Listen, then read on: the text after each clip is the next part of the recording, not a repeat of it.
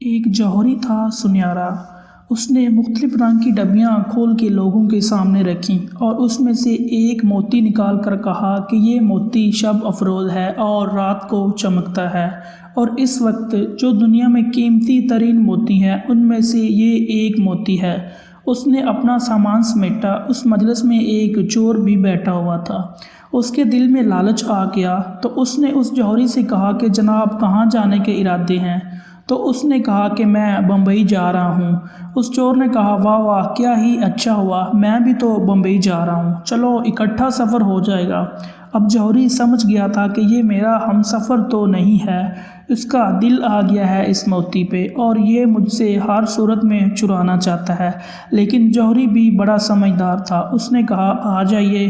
سفر چلتا رہا اور رات ہو گئی۔ جب سونے کی تیاری کی تو اس چور نے بھی اپنی قمیض اتار کے لٹکا دی۔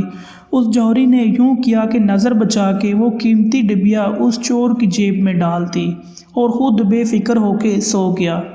جب یہ گہری نیند سو گیا تو چور اٹھا، اس کا سامان ٹٹولنے لگا۔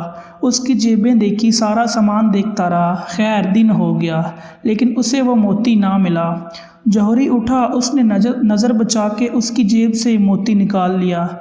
صبح جب ناشتے میں بیٹھے تو چور نے باتوں ہی باتوں میں پوچھا جناب وہ آپ کے موتی کی چمک نظر نہیں آ رہی؟ تو وہ جوہری ہنس کے کہنے لگا جی میرے پاس یہی تو تھا اور جیب سے نکال کے سامنے رکھ دیا۔ یہ دل میں بڑا حیرت زدہ ہوا کہ میں نے تو سارا سامان دیکھا لیکن مجھے موتی کہیں نہیں ملا۔ اس نے سوچا چلو آج صحیح۔ اگلے دن پھر جوہری نے اس کی جیب میں موتی ڈال دیا اور خود بے فکر ہو کے سو گیا۔ اب اگلے دن جب پھر ناشتے میں بیٹھے تو پھر اس چور نے باتوں ہی باتوں میں کہا کہ جناب وہ آپ کے موتی کی چمک نظر نہیں آ رہی؟ تو اس نے کہا میرے پاس ہی تو ہے۔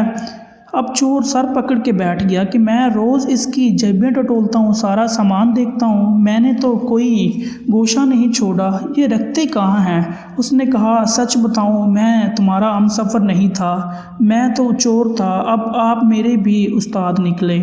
مجھے اتنا بتا دیجئے یہ آپ موتی رکھتے کہاں ہیں؟